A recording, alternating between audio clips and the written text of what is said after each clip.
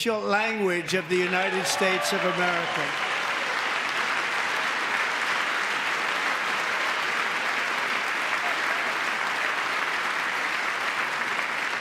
I renamed the Gulf of Mexico the Gulf of America.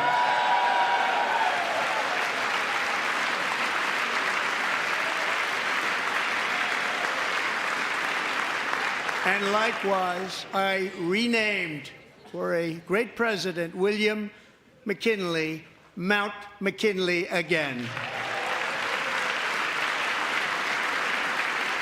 Beautiful Alaska. We love Alaska.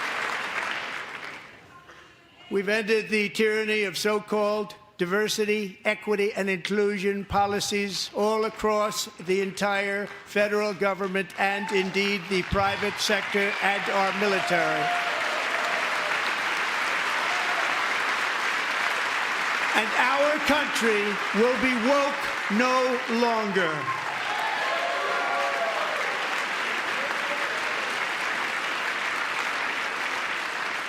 We believe that whether you are a doctor, an accountant, a lawyer, or an air traffic controller, you should be hired and promoted based on skill and competence, not race or gender. Very important.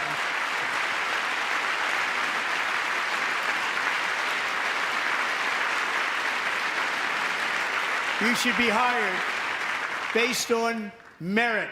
And the Supreme Court, in a brave and very powerful decision, has allowed us to do so. Thank you. Thank you very much. Thank you. We have removed the poison of critical race theory from our public schools, and I signed an order making it the official policy of the United States government that there are only two genders, male and female.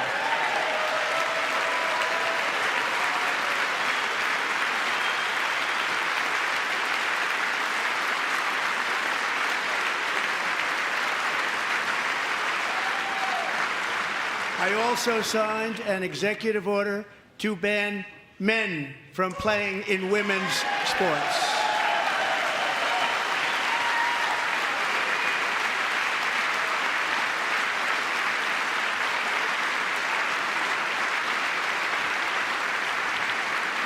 Three years ago, Peyton McNabb was an all-star high school athlete, one of the best, preparing for a future in college sports. But when her girls' volleyball match was invaded by a male, he smashed the ball so hard in Peyton's face, causing traumatic brain injury, partially paralyzing her right side, and ending her athletic career. It was a shot like she's never seen before. She's never seen anything like it. Peyton is here tonight in the gallery, and Peyton, from now on, schools will kick the men off the girls' team, or they will lose all federal funding.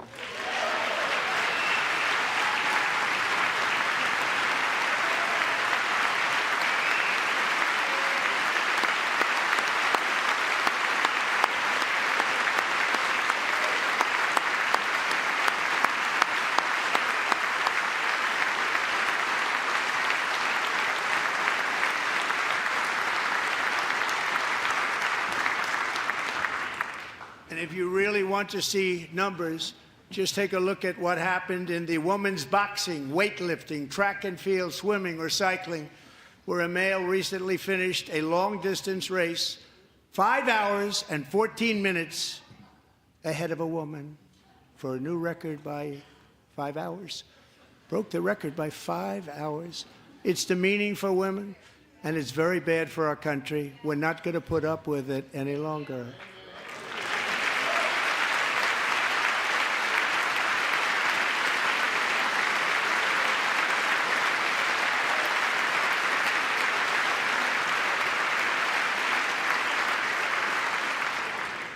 What I have just described is only a small fraction of the common sense revolution that is now, because of us, sweeping the entire world.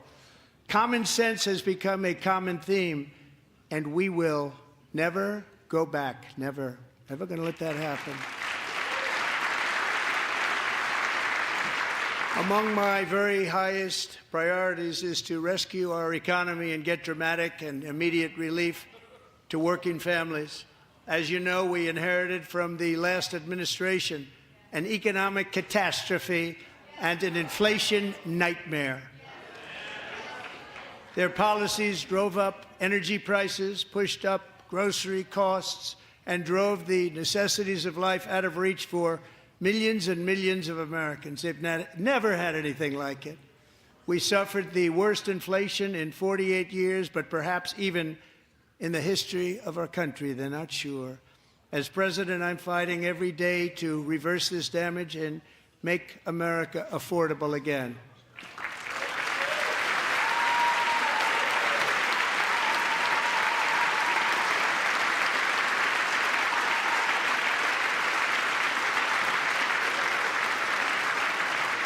Joe Biden especially let the price of eggs get out of control. The egg price is out of control, and we're working hard to get it back down. Secretary, do a good job on that. You inherited a total mess from the previous administration. Do a good job.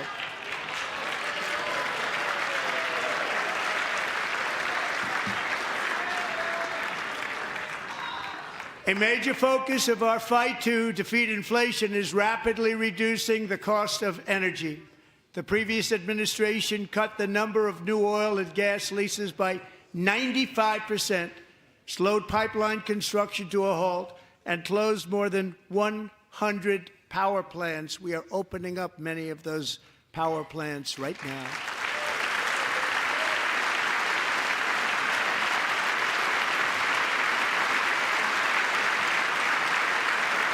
And frankly, we have never seen anything like it.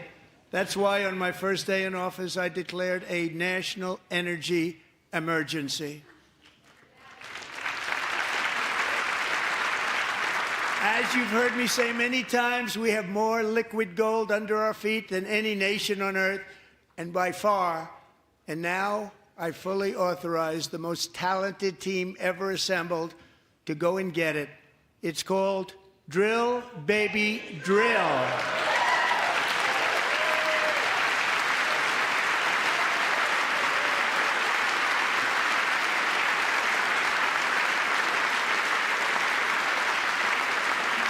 My administration is also working on a gigantic natural gas pipeline in Alaska, among the largest in the world, where Japan, South Korea, and other nations want to be our partner with investments of trillions of dollars each. There's never been anything like that one.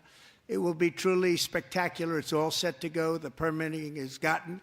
And later this week, I will also take historic action to dramatically expand production of critical minerals and rare earths here in the USA.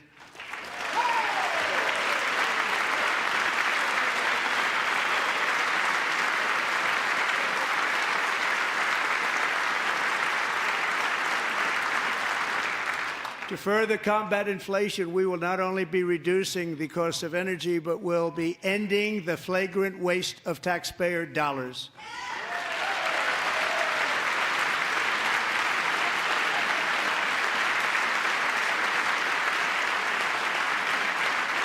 And to that end, I have created the brand new Department of Government Efficiency, DOGE. Perhaps you've heard of it. Perhaps.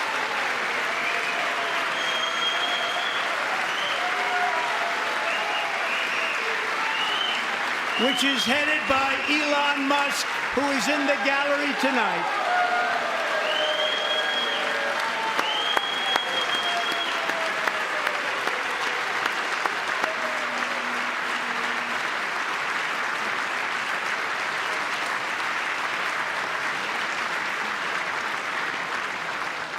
Thank you, Elon. He's working very hard. He didn't need this. He didn't need this. Thank you very much. We appreciate it. Everybody here, even this side, appreciates it, I believe. They just don't want to admit that.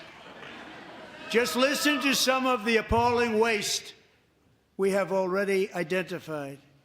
$22 billion from HHS to provide free housing and cars for illegal aliens. $45 million for diversity, equity, and inclusion scholarships in Burma. $40 million to improve the social and economic inclusion of sedentary migrants. Nobody knows what that is. $8 million to promote LGBTQI+ in the African nation of Lesotho, which nobody has ever heard of. $60 million for indigenous peoples and Afro-Colombian empowerment in Central America. $60 million. $8 million for making mice transgender. This is real. $32 million for a left-wing propaganda operation in Moldova.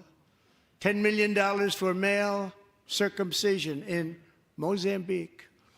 $20 million for the Arab Sesame Street in the Middle East. It's a program.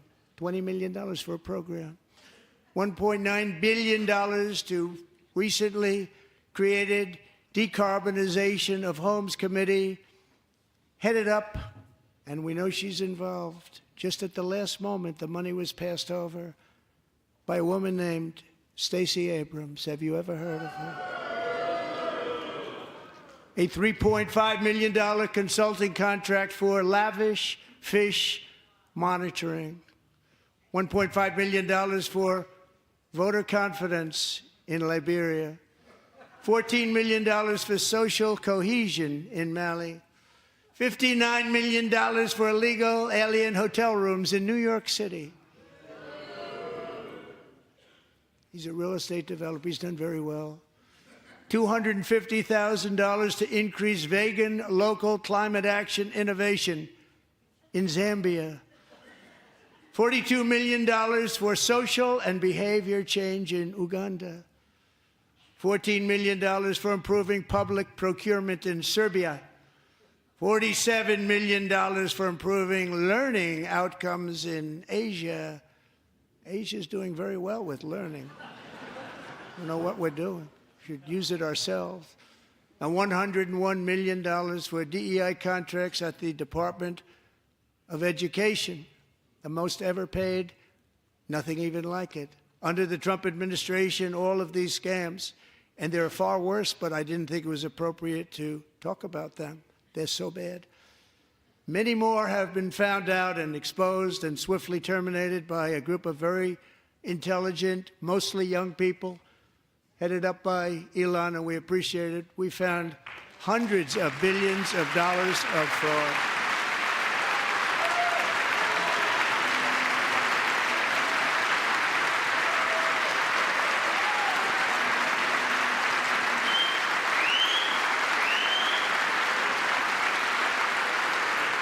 And we've taken back the money and reduced our debt to fight inflation and other things.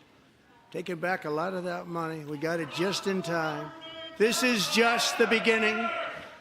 The Government Accountability Office, a federal government office, has estimated annual fraud of over $500 billion in our nation, and we are working very hard to stop it. We're going to.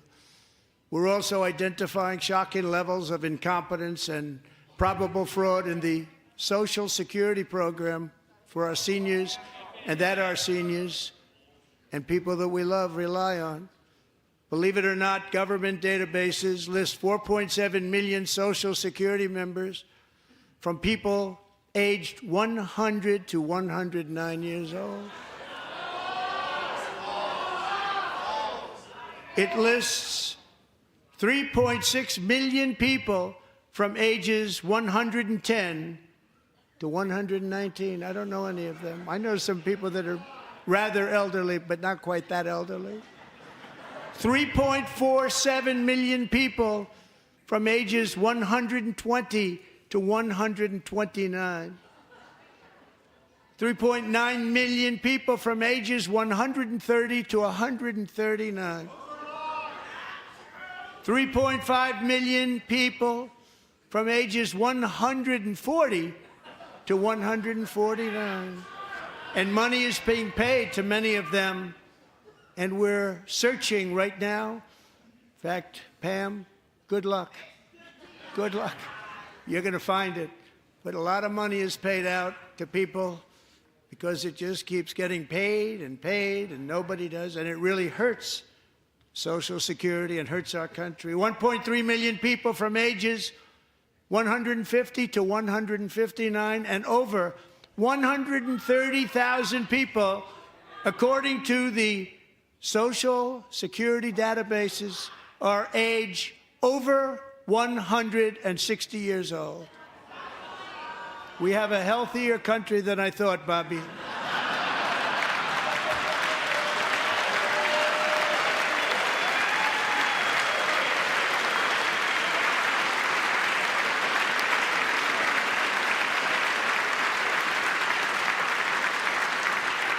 Including, to finish, 1,039 people between the ages of 220 and 229, one person between the age of 240 and 249, and one person is listed at 360 years of age. More than 100 years older than our country. But we're going to find out where that money's going, and it's not going to be pretty. By slashing all of the fraud, waste, and theft we can find, we will defeat inflation, bring down mortgage rates, lower car payments and grocery prices, protect our seniors, and put more money in the pockets of American families.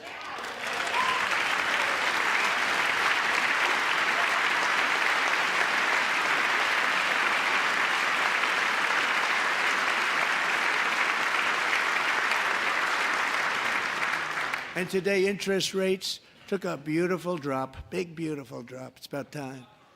And in the near future, I want to do what has not been done in 24 years, balance the federal budget. We're going to balance it.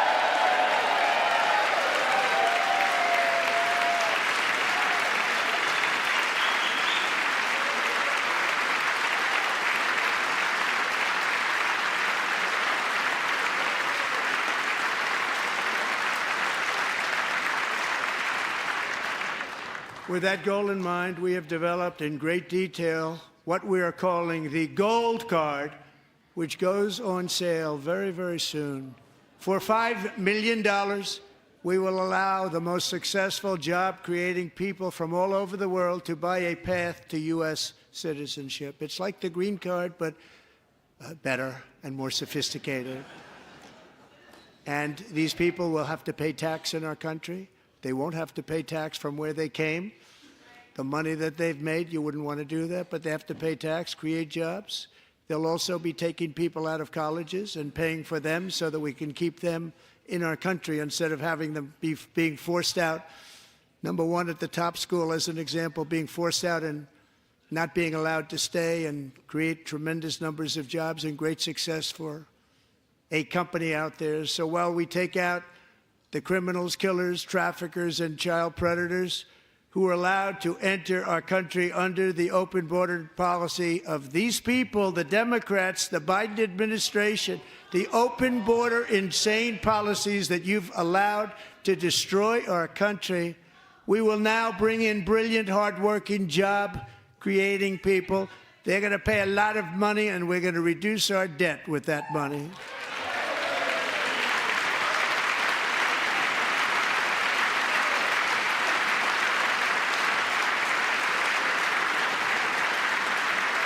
Americans have given us a mandate for bold and profound change.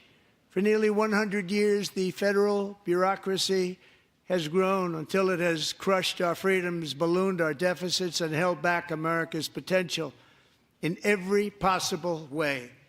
The nation founded by pioneers and risk-takers now drowns under millions and millions of pages of regulations and debt. Approvals that should take 10 days to get instead take 10 years, 15 years, and even 20 years before you're rejected. Meanwhile, we have hundreds of thousands of federal workers who have not been showing up to work. My administration will reclaim power from this unaccountable bureaucracy and we will restore true democracy to America again.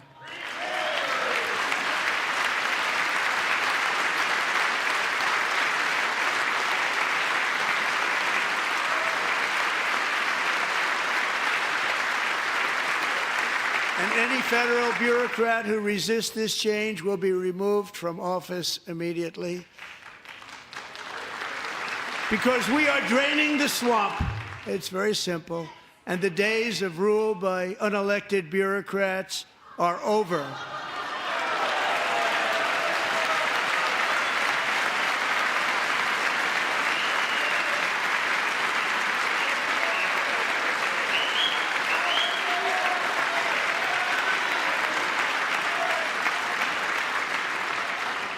And the next phase of our plan to deliver the greatest economy in history is for this Congress to pass tax cuts for everybody. They're in there. They're waiting for you to vote.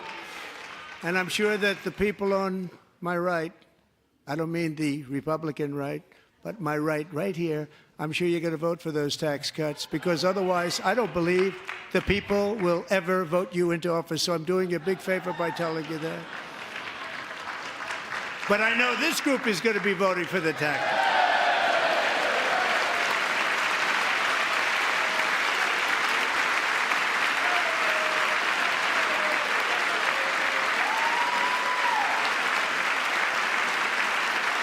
Thank you. It's a very, very big part of our plan. We had tremendous success in our first term with it. A very big part of our plan. We're seeking permanent income tax cuts all across the board. And to get urgently needed relief to Americans hit especially hard by inflation, I'm calling for no tax on tips, no tax on overtime, and no tax on Social Security benefits for our great seniors.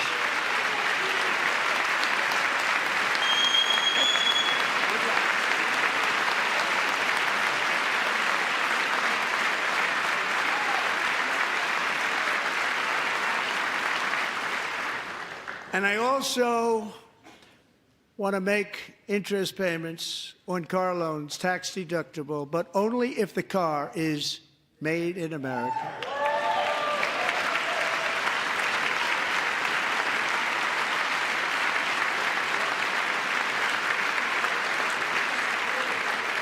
And by the way, we're going to have growth in the auto industry like nobody's ever seen. Plants are opening up all over the place. Deals are being made. Never seen. That's a combination of the election win and tariffs. It's a beautiful word, isn't it? That, along with our other policies, will allow our auto industry to absolutely boom. It's going to boom. Spoke to the majors today, all three, the top people, and they're so excited. In fact, already numerous car companies have announced that they will be building massive automobile plants in America, with Honda just announcing a new plant in Indiana, one of the largest anywhere in the world.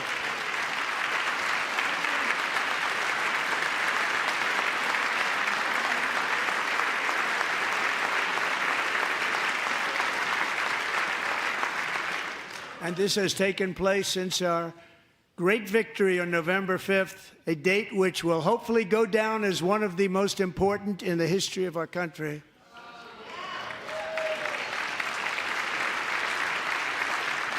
In addition, as part of our tax cuts, we want to cut taxes on domestic production and all manufacturing.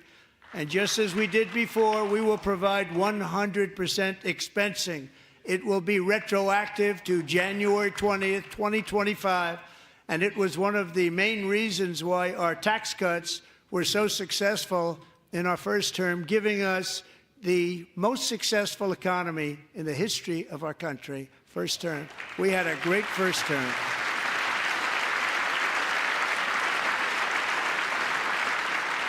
If you don't make your product in America, however, under the Trump administration, you will pay a tariff, and in some cases, a rather large one. Other countries have used tariffs against us for decades, and now it's our turn to start using them against those other countries. On average, the European Union, China, Brazil, India, Mexico, and Canada, have you heard of them? And countless other nations charge us tremendously higher tariffs than we charge them. It's very unfair. India charges us auto tariffs higher than 100%. China's average tariff on our products is twice what we charge them. And South Korea's average tariff is 4 times higher. Think of that, 4 times higher. And we give so much help militarily and in so many other ways to South Korea. But that's what happens. This is happening by friend and foe.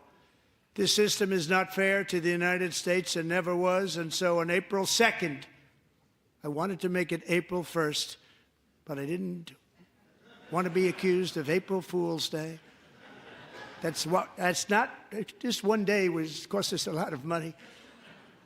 But we're going to do it in April. I'm a very superstitious person.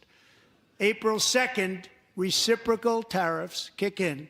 And whatever they tariff us, other countries, we will tariff them. That's reciprocal, back and forth. Whatever they tax us, we will tax them.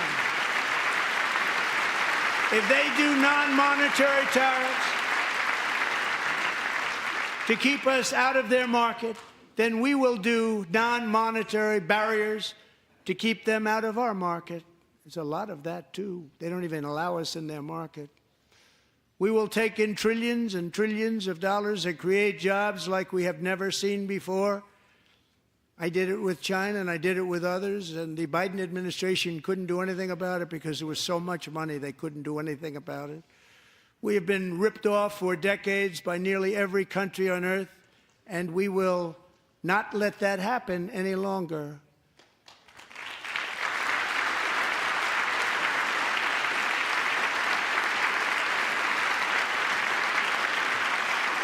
Much has been said over the last 3 months about Mexico and Canada, but we have very large deficits with both of them. But even more importantly, they've allowed fentanyl to come into our country at levels never seen before, killing hundreds of thousands of our citizens and many very young, beautiful people, destroying families.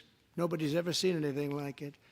They are, in effect, receiving subsidies of hundreds of billions of dollars. We pay subsidies to Canada and to Mexico of hundreds of billions of dollars, and the United States will not be doing that any longer. We're not going to do it any longer.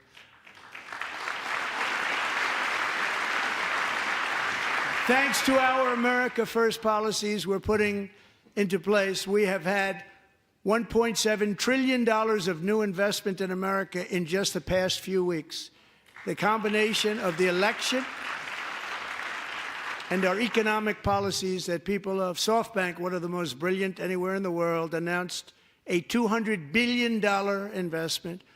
OpenAI and Oracle, Larry Ellison, announced $500 billion investment, which they wouldn't have done if Kamala had won.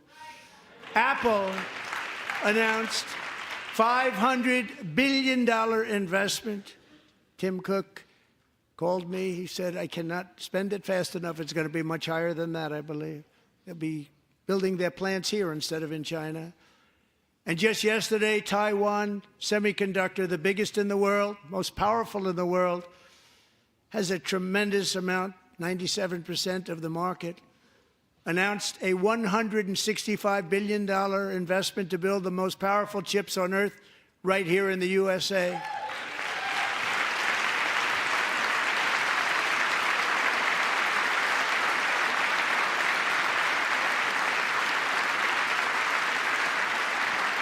And we're not giving them any money. Your CHIPS Act is a horrible, horrible thing. We give hundreds of billions of dollars, and it doesn't mean a thing. They take our money and they don't spend it. All that meant to them, we're giving them no money. All that was important to them was they didn't want to pay the tariffs, so they came and they're building, and many other companies are coming. We don't have to give them money. We just want to protect our businesses and our people. And they will come because they won't have to pay tariffs if they build in America. So it's very amazing. You should get rid of the CHIP Act, and whatever's left over, Mr. Speaker, you should use it to reduce debt or any other reason you want to.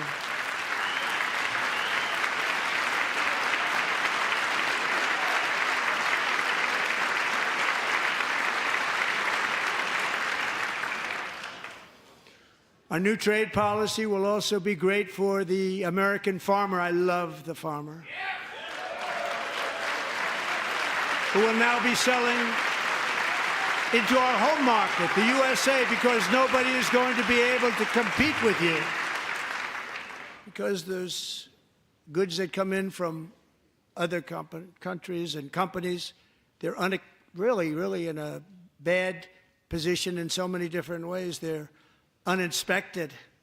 They may be very dirty and disgusting, and they come in and they pour in, and they hurt our American farmers. The tariffs will go on agricultural product coming into America, and our farmers, starting on April 2nd, it may be a little bit of an adjustment period. We had that before when I made the deal with China, $50 billion of purchases, and I said, just bear with me, and they did. They did. Probably have to bear with me again, and this will be even better. That was great. The problem with it was that Biden didn't enforce it. He didn't enforce it. $50 billion of purchases, and we were doing great, but Biden did not enforce it, and it hurt our farmers. But our farmers are going to have a field day right now. So to our farmers, have a lot of fun. I love you too. I love you too. It's all going to happen.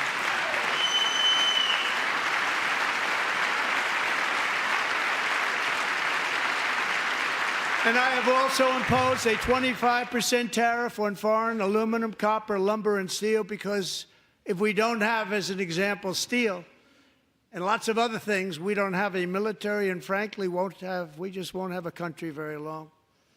Here today is a proud American steelworker, fantastic person from Decatur, Alabama, Jeff Denard. Has been working at the same steel plant for 27 years in a job that has allowed him to serve as the captain of his local volunteer fire department, raise 7 children with his beautiful wife, Nicole, and over the years provide a loving home for more than 40 foster children. So great, Jeff.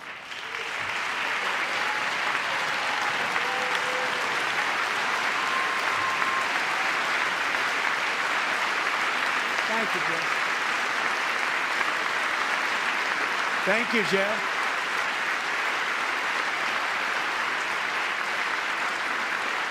Stories like Jeff's remind us that tariffs are not just about protecting American jobs. They're about protecting the soul of our country. Tariffs are about making America rich again and making America great again, and it's happening, and it will happen rather quickly. There'll be a little disturbance, but we're okay with that. It won't be much. No, you're not. Oh. And look where Biden took us, very low, the lowest we've ever been. Jeff, I want to thank you very much, and I also want to recognize another person who has devoted herself to foster care community. She works so hard on it. A very loving person, our magnificent First Lady of the United States.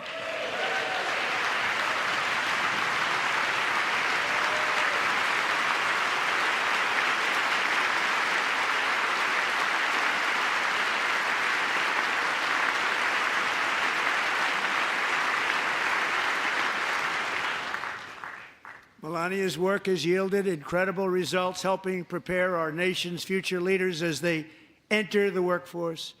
Our First Lady is joined by 2 impressive young women, very impressive. Haley Ferguson, who benefited from the First Lady's Fostering the Future initiative and is poised to complete her education and become a teacher. And Elliston Berry, who became a victim of an illicit deepfake image produced by a peer. With Elliston's help, the Senate just passed the Take It Down Act, and this is so important. Thank you very much, John. John Thune, thank you. Stand up, John. Thank you, John.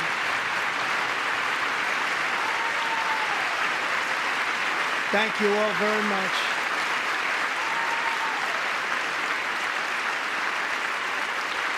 Thank you. And thank you to John Thune and the Senate. Great job. To criminalize the publication of such images online is a terrible, terrible thing. And once it passes the House, I look forward to signing that bill into law. Thank you. And I'm going to use that bill for myself, too, if you don't mind. Because nobody gets treated worse than I do online. Nobody. That's great. Thank you very much to the Senate. Thank you. But if we truly care about protecting Americans' children, no step is more crucial than securing America's borders. Over the past 4 years, 21 million people poured into the United States. Many of them were murderers, human traffickers, gang members, and other criminals from the streets of dangerous cities all throughout the world. Because of Joe Biden's insane and very dangerous open border policies, they are now strongly embedded in our country, but we are getting them out and getting them out fast.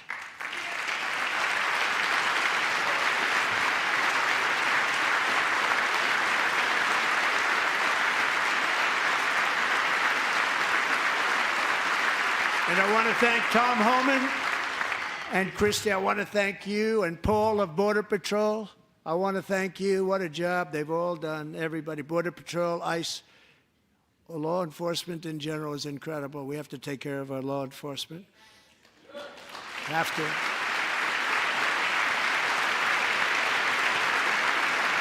Last year,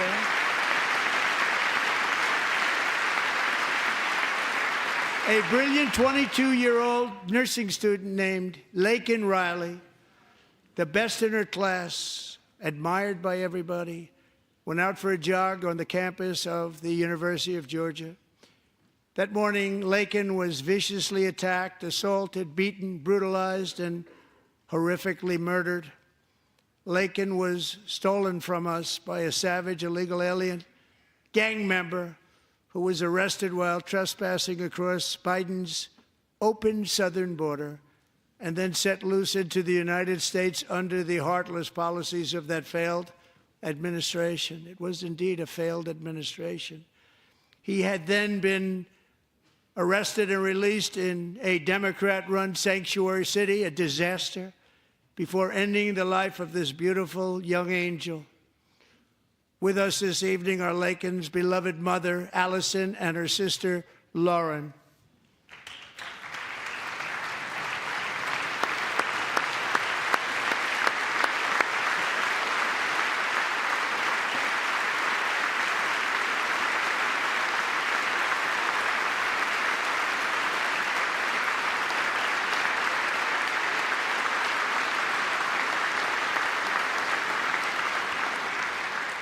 Last year, I told Laken's grieving parents that we would ensure their daughter would not have died in vain. That's why the very first bill I signed into law as your 47th president mandates the detention of all dangerous criminal aliens who threaten public safety. It's a very strong, powerful act.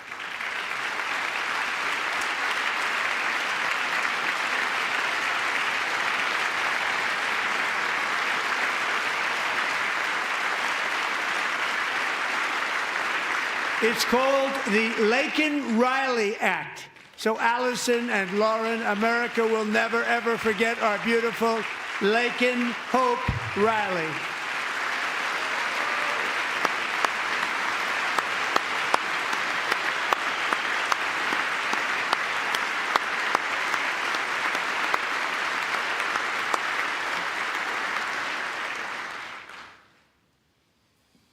Thank you very much. Since taking office, my administration has launched the most sweeping border and immigration crackdown in American history, and we quickly achieved the lowest numbers of illegal border crossers ever recorded. Thank you.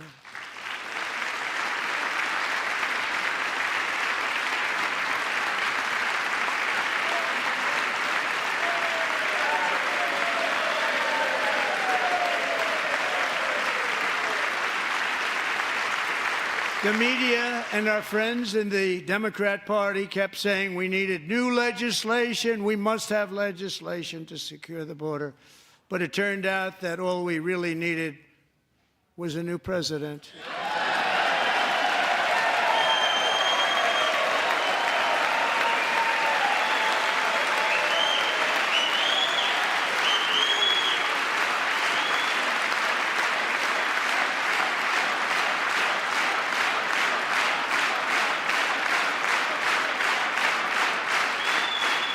Thank you. Joe Biden didn't just open our borders, he flew illegal aliens over them to overwhelm our schools, hospitals, and communities throughout the country. Entire towns like Aurora, Colorado, and Springfield, Ohio, buckled under the weight of the migrant occupation and corruption like nobody's ever seen before. Beautiful towns destroyed. Now, just as I promised in my inaugural address, we are achieving the great liberation of America.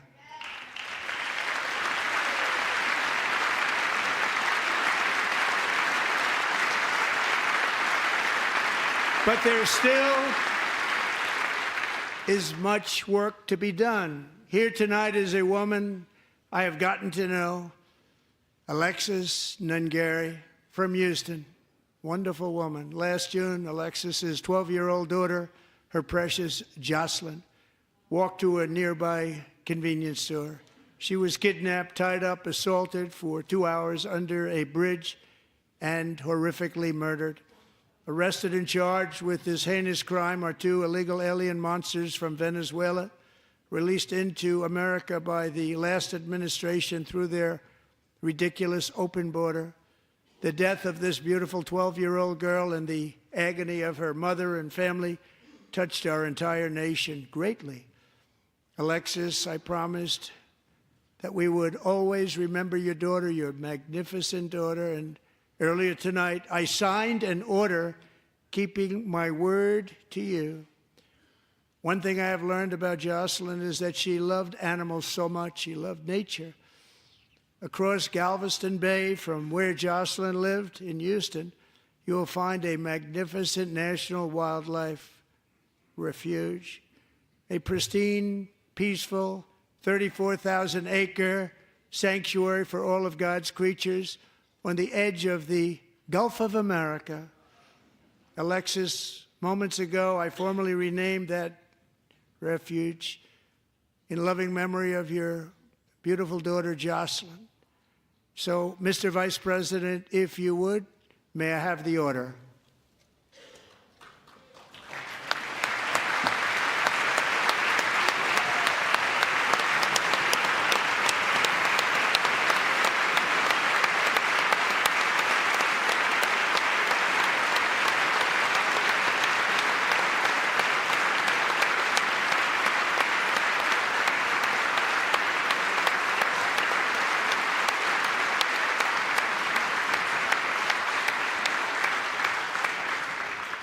Thank you very much.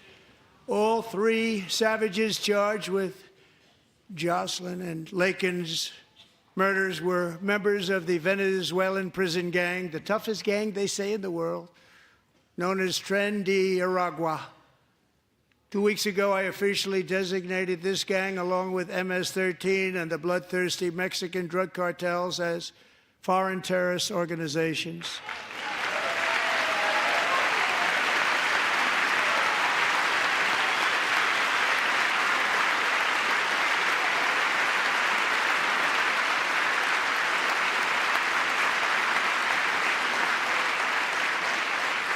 They are now officially in the same category as ISIS, and that's not good for them. Countless thousands of these terrorists were welcomed into the U.S. by the Biden administration.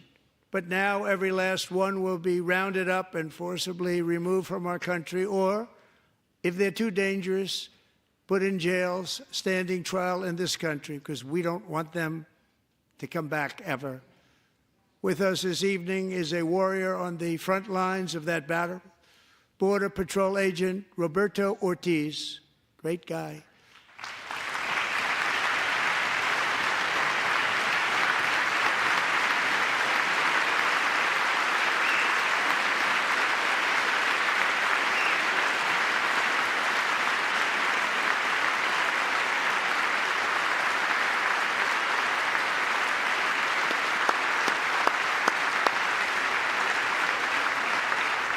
In January, Roberto and another agent were patrolling by the Rio Grande near an area known as Cartel Island. Doesn't sound too nice to me. When heavily armed gunmen started shooting at them. Roberto saw that his partner was totally exposed, at great danger, and he leapt into action, returning fire and providing crucial seconds for his fellow agent to seek safety, just barely. I have some of the prints of that event, and it was not good. Agent Ortiz, we salute you for your great courage and for your line of fire that you took and for the bravery that you showed. We honor you, and we will always honor you. Thank you, Roberto, very much.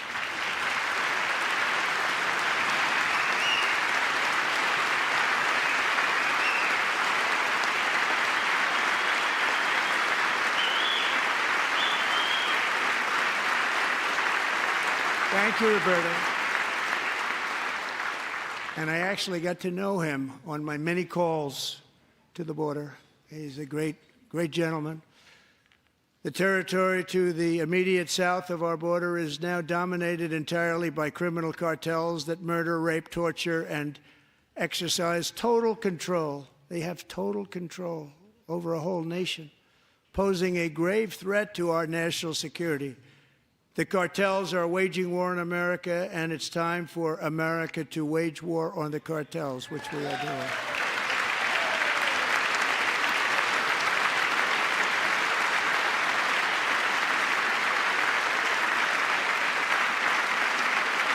Five nights ago, Mexican authorities, because of our tariff policies being imposed on them, think of this, handed over to us 29 of the biggest cartel leaders in their country. That has never happened before. They want to make us happy. First time ever. But we need Mexico and Canada to do much more than they've done, and they have to stop the fentanyl and drugs pouring into the USA. They're going to stop it. I have sent Congress a detailed funding request laying out exactly how we will eliminate these threats to protect our homeland and complete the largest deportation operation in American history, larger even than current record holder President Dwight D. Eisenhower, a moderate man, but someone who believed very strongly in borders. Americans expect Congress to send me this funding without delay so I can sign it into law. So, Mr. Speaker, John Thune, both of you, I hope you're going to be able to do that, Mr. Speaker. Thank you. Mr. Leader, thank you. Thank you very much. And let's get it to me. I'll sign it so fast, you won't even believe it.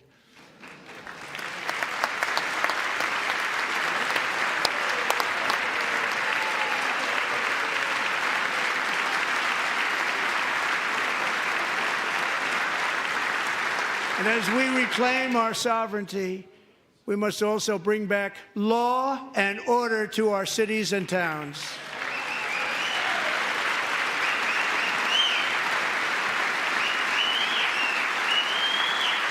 In recent years, our justice system has been turned upside down by radical left lunatics. Many jurisdictions virtually ceased enforcing the law against dangerous repeat offenders while weaponizing law enforcement against political opponents like me.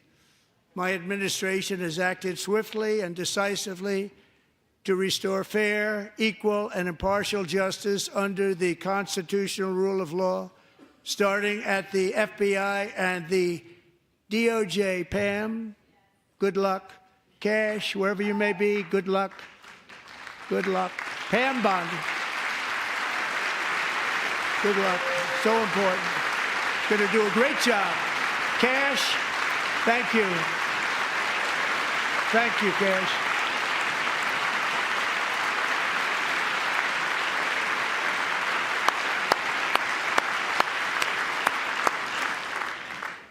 They've already started very strong. They're going to do a fantastic job. You're going to be very proud of them. We're also once again giving our police officers the support, protection, and respect they so dearly deserve. They have to get it. They have such a hard, dangerous job, but we're going to make it less dangerous. The problem is the bad guys don't respect the law, but they're starting to respect it, and they soon will respect it. This also includes our great fire departments throughout the country. Our firemen and women are unbelievable people, and I will never forget them. And besides that, they voted for me in record numbers, so I have no choice.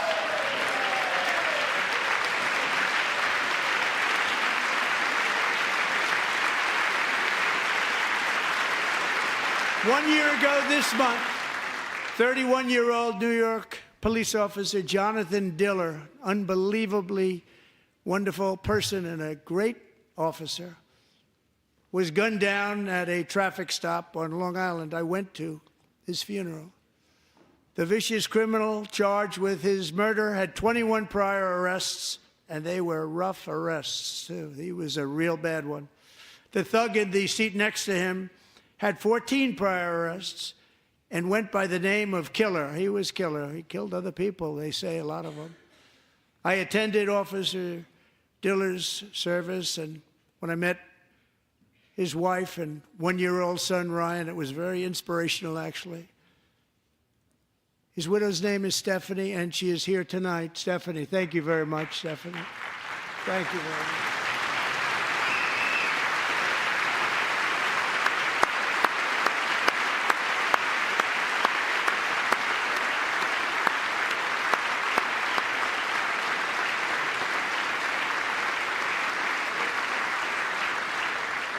Stephanie, we're going to make sure that Ryan knows his dad was a true hero, New York's finest, and we're going to get these cold-blooded killers and repeat offenders off our streets, and we're going to do it fast. Got to stop it. They get out with 28 arrests. They push people into subway trains. They hit people over the head, back of the head with baseball bats.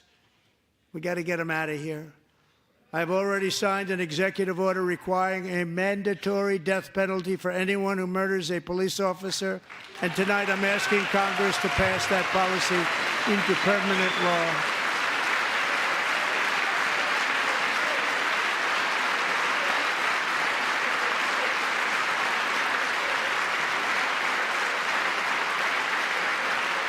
I'm also asking for a new crime bill getting tough on repeat offenders while enhancing protections for America's police officers so they can do their jobs without fear of their lives being totally destroyed. They don't want to be killed. We're not going to let them be killed. Joining us in the gallery tonight is a young man who truly loves our police. His name is DJ Daniel. He is 13 years old, and he has always dreamed of becoming a police officer.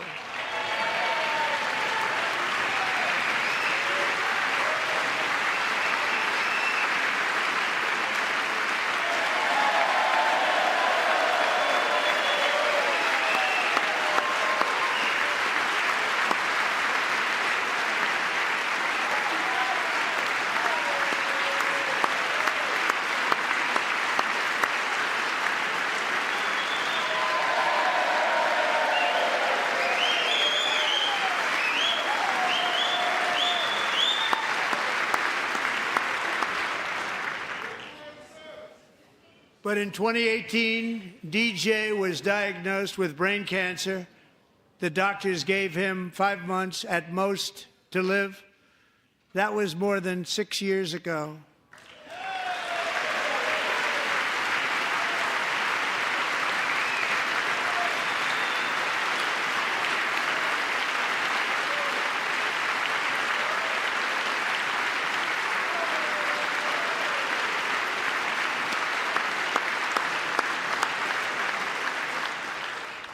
Since that time, DJ and his dad have been on a quest to make his dream come true, and DJ has been sworn in as an honorary law enforcement officer, actually a number of times. The police love him, the police departments love him.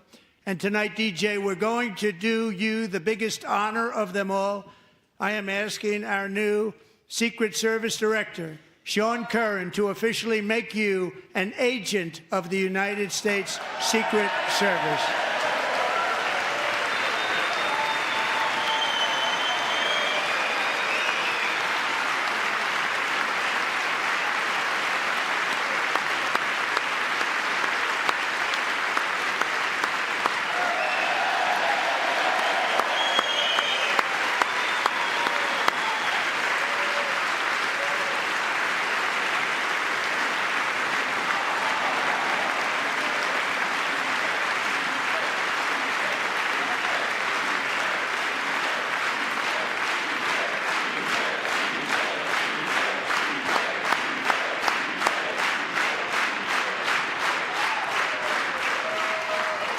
Thank you, DJ. DJ's doctors believe his cancer likely came from a chemical he was exposed to when he was younger. Since 1975, rates of child cancer have increased by more than 40%. Reversing this trend is one of the top priorities for our new presidential commission to make America healthy again, chaired by our new Secretary of Health and Human Services, Robert F. Kennedy, Jr.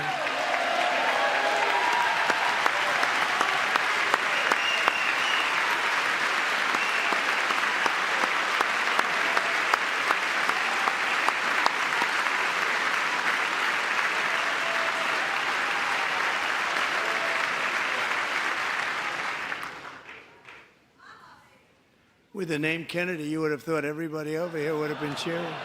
How quickly they forget. Our goal is to get toxins out of our environment, poisons out of our food supply, and keep our children healthy and strong. As an example, not long ago, and you can't even believe these numbers, 1 in 10,000 children had autism, 1 in 10,000. And now it's 1 in 36. There's something wrong, 1 in 36. Think of that. So we're going to find out what it is, and there's nobody better than Bobby and all of the people that are working with you. You have the best to figure out what is going on. Okay, Bobby, good luck. It's a very important job. Thank you.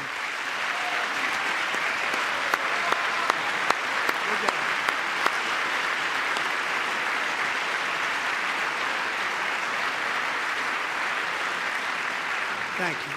My administration is also working to protect our children from toxic ideologies in our schools. A few years ago, January Littlejohn and her husband discovered that their daughter's school had secretly socially transitioned their 13-year-old little girl. Teachers and administrators conspired to deceive January and her husband while encouraging her daughter to use a new name and pronouns. They, them pronoun, actually, all without telling January, who is here tonight and is now a courageous advocate against this form of child abuse. January, thank you. Thank you. Thank you very much.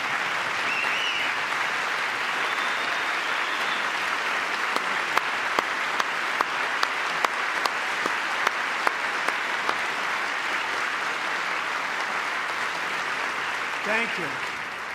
Stories like this are why, shortly after taking office, I signed an executive order banning public schools from indoctrinating our children with transgender ideology.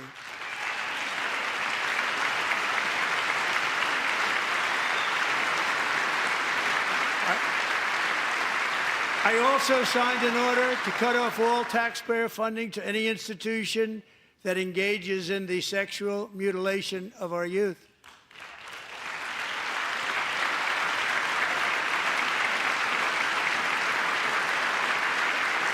And now I want Congress to pass a bill permanently banning and criminalizing sex changes on children and forever ending the lie that any child is trapped in the wrong body. This is a big lie.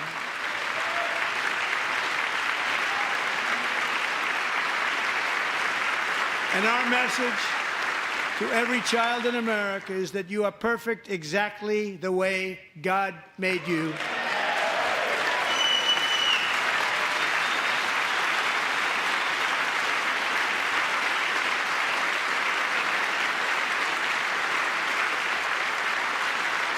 Because we're getting wokeness out of our schools and out of our military, and it's already out, and it's out of our society. We don't want it.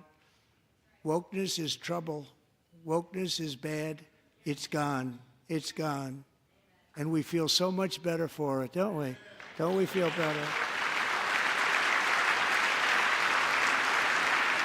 Our service members won't be activists and ideologues. They will be fighters and warriors. They will fight for our country. And Pete, congratulations. Secretary of Defense, congratulations.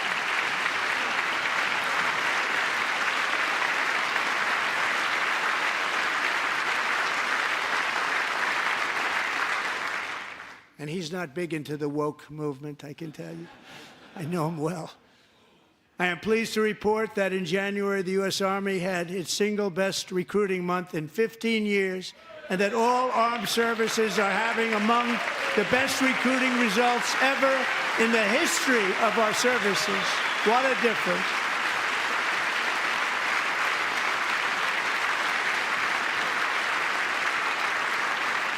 And you know, it was just a few months ago where the results were exactly the opposite. We couldn't recruit anywhere. We couldn't recruit. Now we're having the best results just about that we've ever had. What a tremendous turnaround.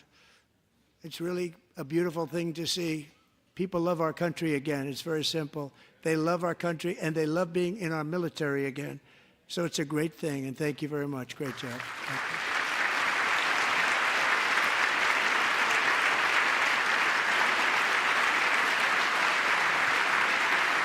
We're joined tonight by a young man, Jason Hartley, who knows the weight of that call of duty.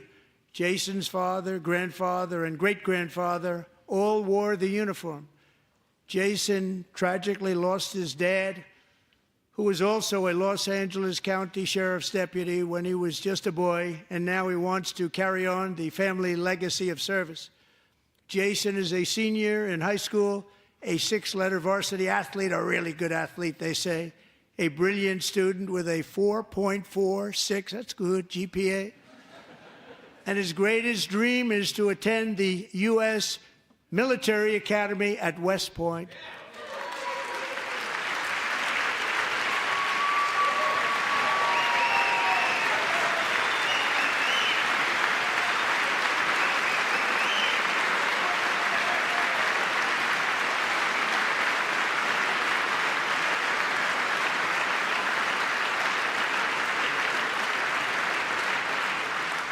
And Jason, that's a very big deal getting in. That's a hard one to get into. But I'm pleased to inform you that your application has been accepted. You will soon be joining the Corps of Cadets.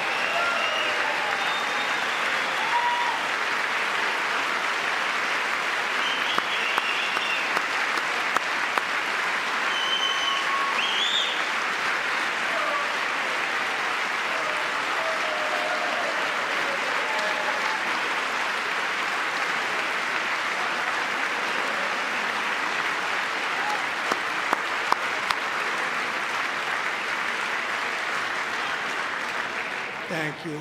Jason, you're going to be on the long gray line, Jason. As Commander-in-Chief, my focus is on building the most powerful military of the future. As a first step, I'm asking Congress to fund a state-of-the-art Golden Dome missile defense shield to protect our homeland, all made in the USA.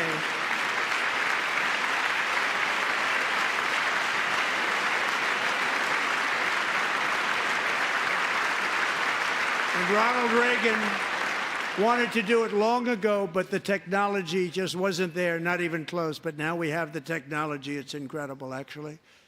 And other places, they have it. Israel has it. Other places have it. And the United States should have it too, right, Tim, right? They should have it too. So I want to thank you. But it's a very, very important. This is a very dangerous world. We should have it. We want to be protected, and we're going to protect our citizens like never before. To boost our defense industrial base, we are also going to resurrect the American shipbuilding industry, including commercial shipbuilding and military shipbuilding.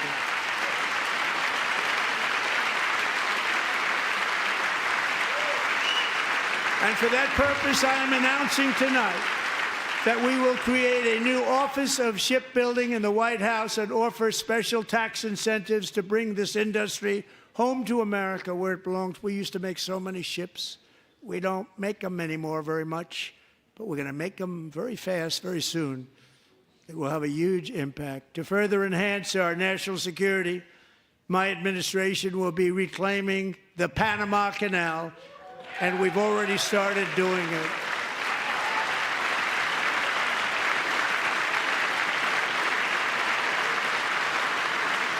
Just today, a large American company announced they are buying both ports around the Panama Canal and lots of other things having to do with the Panama Canal and a couple of other canals. The Panama Canal was built by Americans for Americans, not for others, but others could use it. But it was built at tremendous cost of American blood and treasure. 38,000 workers died building the Panama Canal. They died of malaria. They died of snake bites and mosquitoes. Not a nice place to work. They paid them very highly to go there, knowing there was a 25% chance that they would die. The most expensive project also that was ever built in our country's history, if you bring it up to modern day costs. It was given away by the Carter administration for $1, but that agreement has been violated very severely. We didn't give it to China. We gave it to Panama, and we're taking it back.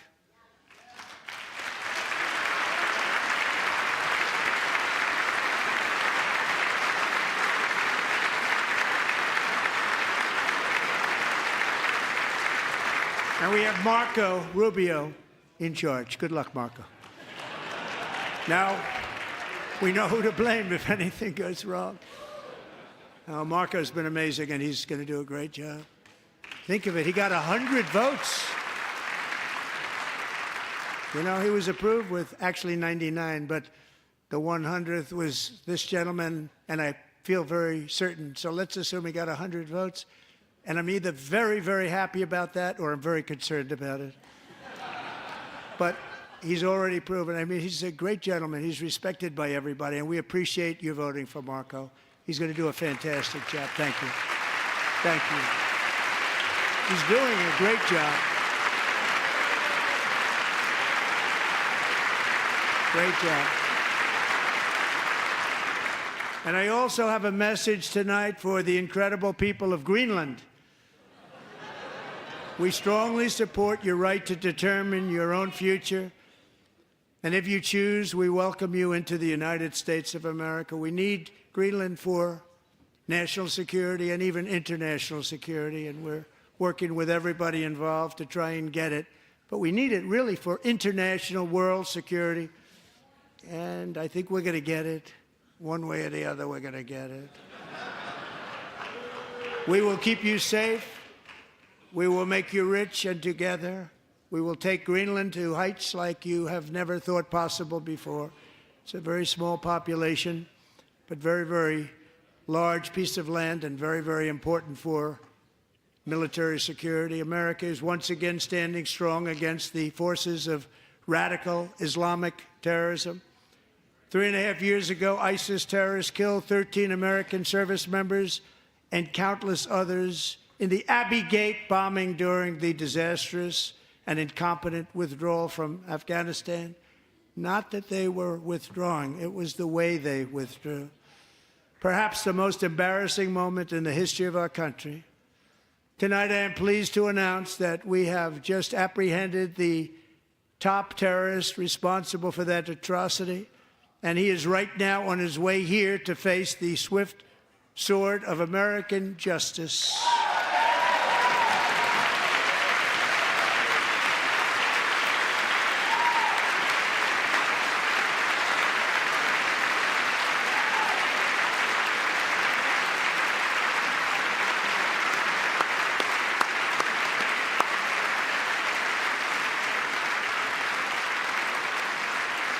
And I want to thank especially the government of Pakistan for helping arrest this monster. This was a very momentous day for those 13 families who I actually got to know very well, most of them, whose children were murdered, and the many people that were so badly, over 42 people, so badly injured on that fateful day in Afghanistan. What a horrible day. Such incompetence was shown that when Putin saw what happened, I guess he said, wow, maybe this is my chance. That's how bad it was. Should have never happened. Grossly incompetent people. I spoke to many of the parents and loved ones, and they're all in our hearts tonight. Just spoke to them on the phone. We had a big call. Every one of them called, and Everybody was on the line, and they did nothing but cry with happiness. They were very happy, as happy as you can be under those circumstances. Their child, brother, sister, son, daughter was killed for no reason whatsoever. In the Middle East, we're bringing back our hostages from Gaza. In my first term, we achieved one of the most groundbreaking peace agreements in generations, the Abraham Accords.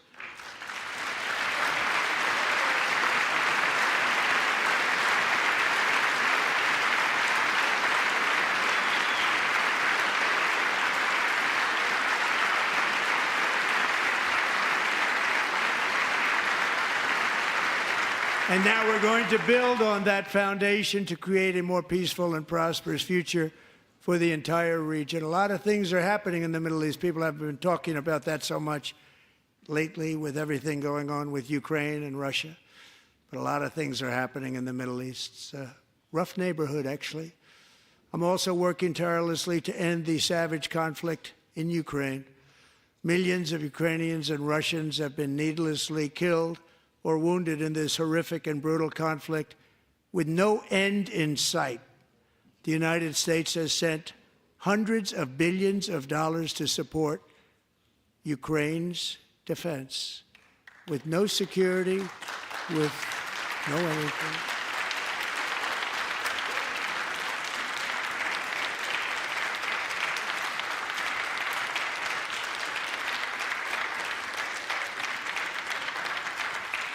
Do you want to keep it going for another 5 years?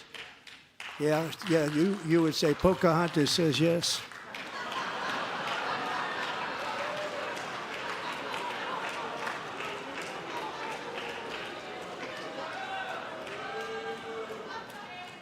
$2,000 people are being killed every single week. More than that. They're Russian young people. They're Ukrainian young people. They're not Americans. But I want it to stop. Meanwhile, Europe has sadly spent more money buying Russian oil and gas than they have spent on defending Ukraine, by far. Think of that. They've spent more buying Russian oil and gas than they have defending. And we've spent perhaps $350 billion, like taking candy from a baby. That's what happened. And they've spent $100 billion. What a difference that is. And we have an ocean separating us, and they don't. But we're getting along very well with them, and lots of good things are happening. Biden has authorized more money in this fight than Europe has spent, by billions and billions of dollars. It's hard to believe that they wouldn't have stopped it and said at some point, come on, let's equalize. You got to be equal to us. But that didn't happen. Earlier today, I received an important letter from President Zelensky of Ukraine. The letter reads, Ukraine is ready to come to the negotiating table as soon as possible to bring lasting peace closer. Nobody wants peace more than the Ukrainians, he said. My team and I stand ready to work under President Trump's strong leadership to get a peace that lasts. We do really value how much America has done to help Ukraine maintain its sovereignty and independence. Regarding the agreement on minerals and security, Ukraine is ready to sign it at any time that is convenient for you. I appreciate that he sent this letter, just got it a little while ago. Simultaneously, we've had serious discussions with Russia and have received strong signals that they are ready for peace. Wouldn't that be beautiful? Wouldn't that be beautiful?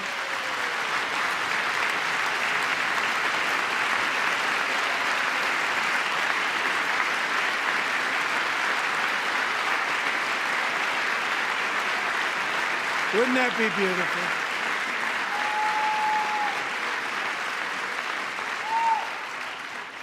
It's time to stop this madness. It's time to halt the killing. It's time to end this senseless war. If you want to end wars, you have to talk to both sides. Nearly 4 years ago, amid rising tensions, a history teacher named Mark Fogel was detained in Russia and sentenced to 14 years in a penal colony. Rough stuff. The previous administration barely lifted a finger to help him. They knew he was innocent, but they had no idea where to begin. But last summer, I promised his 95-year-old mother, Malphine, that we would bring her boy safely back home. After 22 days in office, I did just that, and they are here tonight.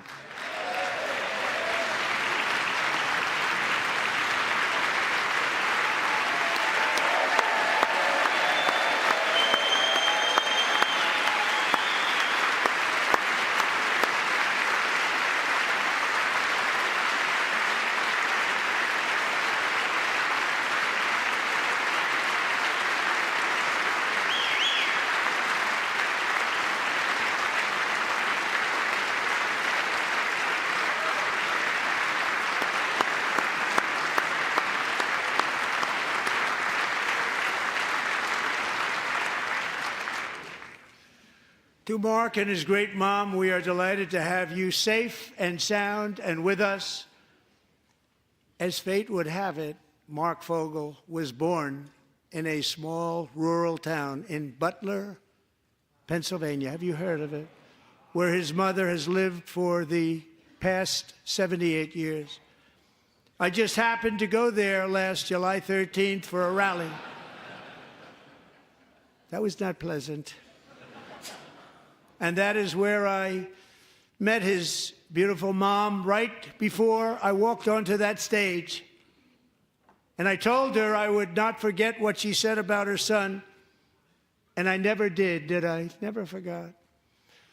Less than 10 minutes later, at that same rally, gunfire rang out, and a sick and deranged assassin unloaded 8 bullets from his sniper's perch into a crowd of many thousands of people. My life was saved by a fraction of an inch, but some were not so lucky. Corey Comparator was a firefighter, a veteran, a Christian, a husband, a devoted father, and above all, a protector. When the sound of gunshots pierced the air, it was a horrible sound. Corey knew instantly what it was and what to do. He threw himself on top of his wife and daughters and shielded them from the bullets with his own body. Corey was hit really hard. You know the story from there. He sacrificed his life to save theirs. 2 others, very fine people, were also seriously hit. But thankfully, with the help of 2 great country doctors, we thought they were gone and they were saved. So those doctors had great talent. We're joined by Corey's wife, Helen, who was his high school sweetheart, and their 2 beloved daughters, Allison and Kaylee. Thank you.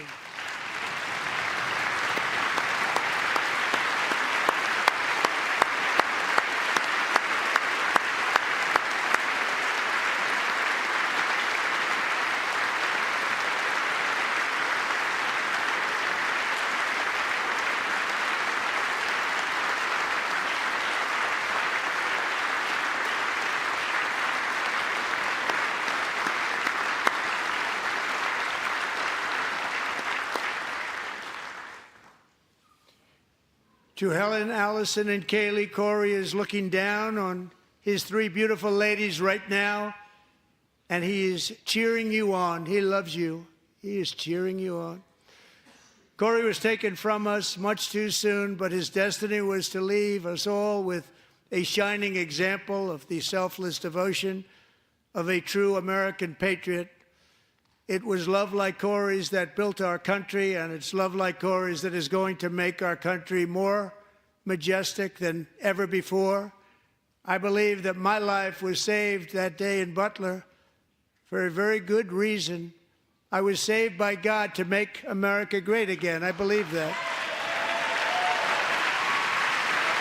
Thank you. Thank you.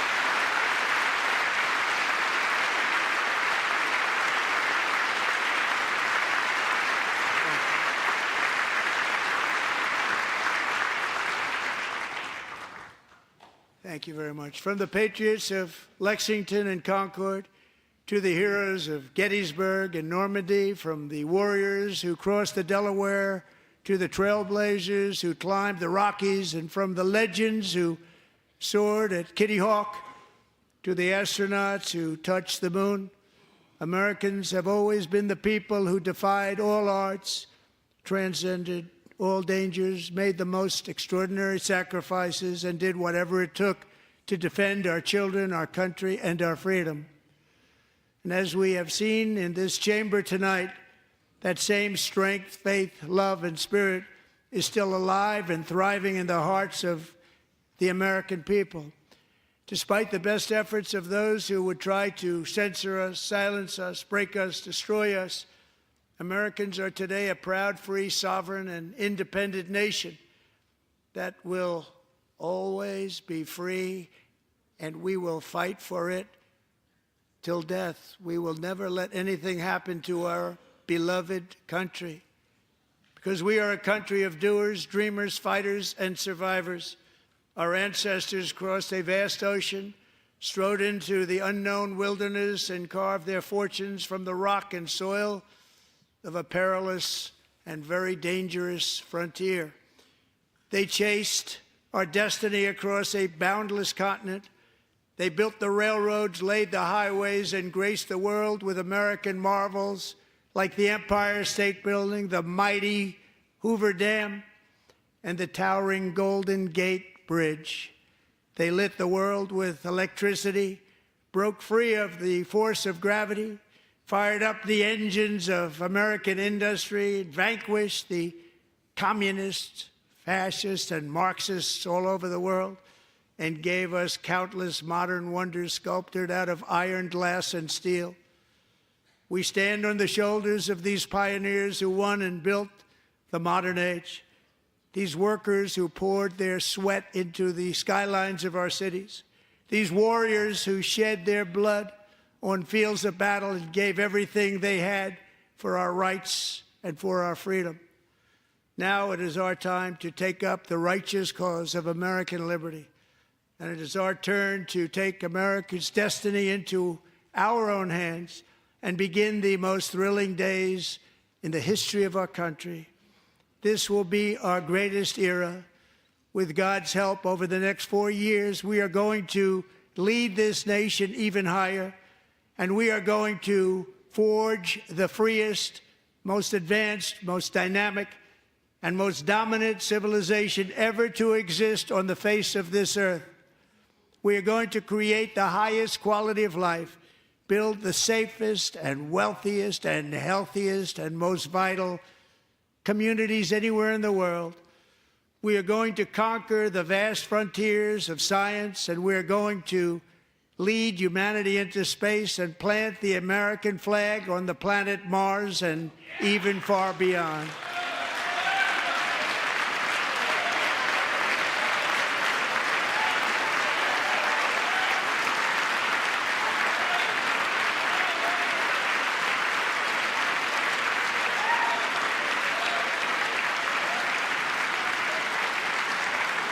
And through it all, we are going to rediscover the unstoppable power of the American spirit. And we are going to renew unlimited promise of the American dream. Every single day, we will stand up and we will fight, fight, fight for the country our citizens believe in and for the country our people deserve.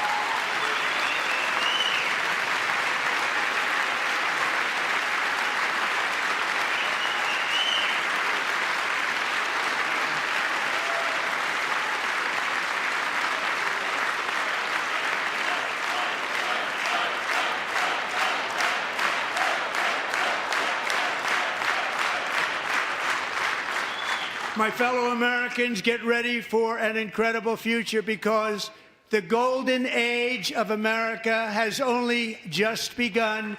It will be like nothing that has ever been seen before. Thank you, God bless you, and God bless America.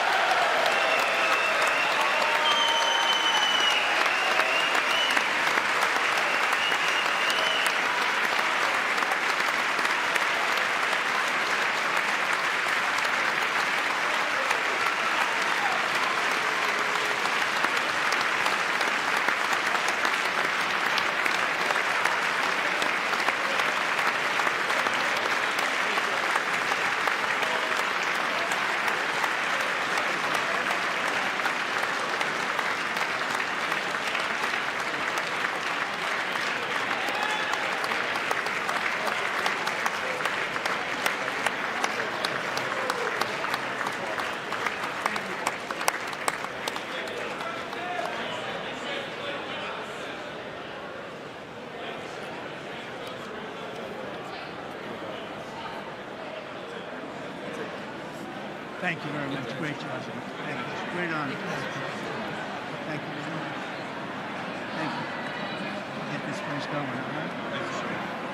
Thank you. It's a great honor. Thank you.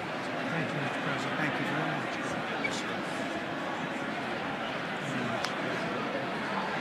Thank you very much. Appreciate it.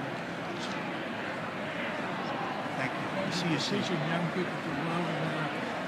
Well, I'm trying to. Great night. Thank you. That's your favorite. Thank you. Thank you. Thank you very much. Appreciate it. Howard. Thank you again. Thank you again. Won't forget. So good. Yeah, it's good. So good, sir. Thank you. Best. Terrific, Mr. Really terrific. Really outstanding. Thanks. Thank you. Yes, sir. Thank you. Good job, Mr. President. Thanks. We got you. Great. President, one of your best speeches. Thanks again, Mr. President. Thank you, Mr. President. Thanks for the phone call last night, too. Absolutely. You know that. Thank you very much. I'll do it. Just give me the information. I'm not going to get it. Sorry. Thank you, everybody. Great speeches. Great speeches. Thank you. Best speech ever. Yes. Good. Congratulations. Good job.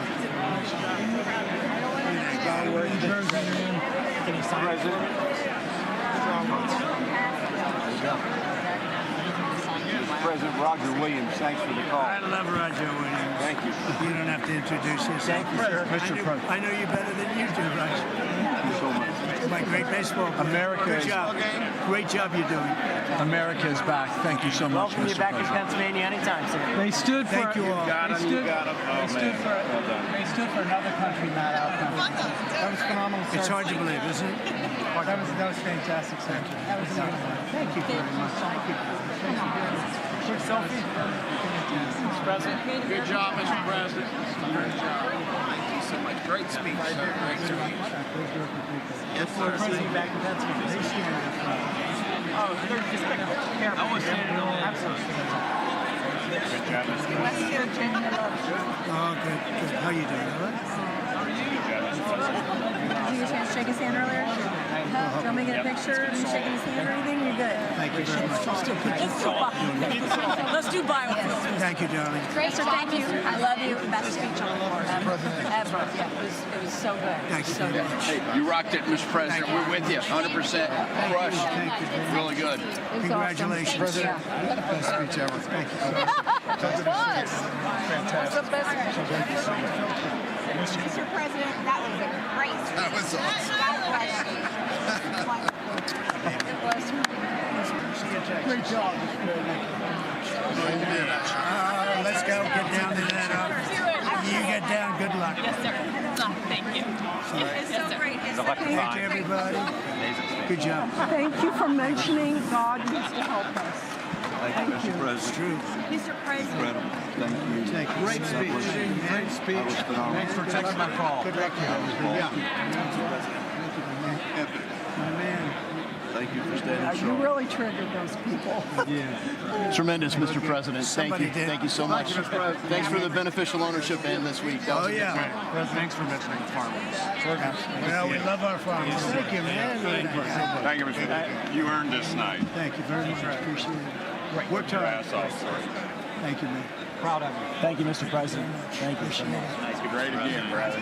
Thank you. You endorsed me. I'm here for you. I did indeed. You better believe it. Very well I did a done, good sir. endorsement. President, home run. Thank you very much. job. You killed it. Thank you, Mr. President. Thank you, everybody. You did great. Thank you. Good job. Thank Hey, you. great to see you. Slam dunk. You're doing good. Thank you, sir. You did amazing, per usual. Thank you. I'll see you. Thank you. Yes, sir. Thank you. Hey, cheese. Thank you. Love you, Mr. President. Yes. Thank you, everybody. Look at this beautiful New congressman from Eastern Washington. We've never met. Michael that's Baumgartner. good. I was one of Mike Leach's best friends. Oh, that's He thinks good. very Oh, highly Mike of you. was- he was great. Tremendous. He was a great guy. Great What a speech. Great. Thank you. Thank you very much. Mr. Jr., you did a great job. Thank you very much. Home run, Mr. Yeah, right. President. Home run. Home run. That was a good one. It was President, great. It good was to see you, great. sir. Appreciate it. Good job. Thank you very much. Looking good. Look at him. I need to talk to you about some buildings, some public buildings. You let me know. I will. Thank you, sir. Mr. President. Gus, crazy.